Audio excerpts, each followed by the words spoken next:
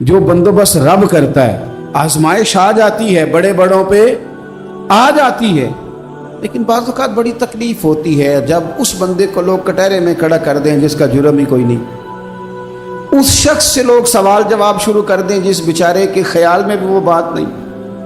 پھر وہاں وضاحتیں دینا، نہ کردہ گناہوں کی وضاحتیں دینا، یہ بڑا بوجھ بنتا ہے، بڑی تکلیف ہوتی، اور لوگ کرتے ہیں یہ کام۔ پھر اللہ تعالیٰ جب بندوبست فرمائے، صحیح بخاری میں حضرت جریج کا ذکر فرمایا، جریج نفل پڑھ رہے تھے، ماں نے آواز دی، وہ آ نہیں سکے، نماز میں تھے، ماں ناراض ہو گئی، اس نے ہاتھ اٹھا کے کہا اللہ یہ اتنی دیر تک مرے نہ جب تک کسی بری عورت کا منہ نہ دیکھ لے۔ کسی اور کی دعا کے لیے سند نہیں ہے کہ وہ تیرے ہاتھ میں ضرور قبول ہوگی، لیکن ماں باپ کی دعا کے لیے میرے نبی پاک نے سند بیان کی ہے۔ سید عالم صلی اللہ علیہ وسلم فرماتے ہیں جب بھی ماں باپ اولاد کے لیے ہاتھ اٹھاتے ہیں رب ضرور قبولیت کا شرف عطا کرتا ہے۔ تو جہاں سند موجود ہے نا، کچھ افتتاح ابا جی سے بھی کرا لینے چاہیے، کچھ کام شروع کرنے سے پہلے صرف اماں سے ہی دعا کرا لینی چاہیے، یہ والا افتتاح بھی بڑے کام کا ہے کیونکہ یہاں سند بیان کر دیا میرے نبی کریم۔ تو جناب جریج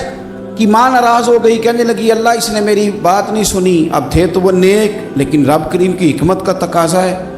ماں کی دعا کو بھی قبول کرنا تھا، اللہ نے آزمائش میں مبتلا کر دیا۔ والدہ تو چلی گئیں، وہ ایک خیمے میں، ایک کٹیا میں، ایک جھونپڑی میں عبادت کرتے تھے، اللہ کو یاد کرتے تھے، رب رب کرتے تھے، اور لوگ ان کی بڑی تعریف بھی کرتے تھے، لوگ ان کے ارادت مند بھی تھے، عقیدت مند بھی تھے، اہل محبت بھی تھے۔ ایک عورت آ گئی، بس وہ اللہ کی حکمت پوری ہونی تھی، اس نے آ کے پہلے تو انہیں اپنی طرف مائل کرنا چاہا، جب نہ مائل ہوئے تو الزام لگا دیا۔ یہ ہمارے دور کا تقاضا ہے، لوگ پہلے آپ کو اپنے حق میں قائل کرتے ہیں، اپنی فرما برداری میں لانا چاہتے ہیں، اگر آپ نہیں آتے تو پھر وہ آپ کو مجرم قرار دے دیتے ہیں، یا میرے ساتھ چل ورنہ پھر میں تیرے خلاف پراپیگنڈا کروں گا۔ دو ہی باتیں، پہلے اس نے قائل کیا، جب جناب جنید قائل نہ ہوئے تو اس نے قریب ایک چرواہا تھا، اس چرواہے کے ساتھ جا کے منہ کالا کیا، مقررہ وقت پہ بچہ پیدا ہو گیا۔ لوگوں نے کہا کس کا ہے؟ کہنے لگی اس خانقاہ میں، اس حجرے میں عبادت کرنے والے کا ہے۔ اگر کسی دیندار پر ذرا سا بھی الزام لگ جائے تو آپ یقین کریں کہ بڑے بڑے خوفناک لوگ بھی نیک ہو جاتے ہیں، جن کا اپنا سارا ماضی کالا سیاہ ہو وہ بھی اجالوں کے راہبر بن جاتے ہیں،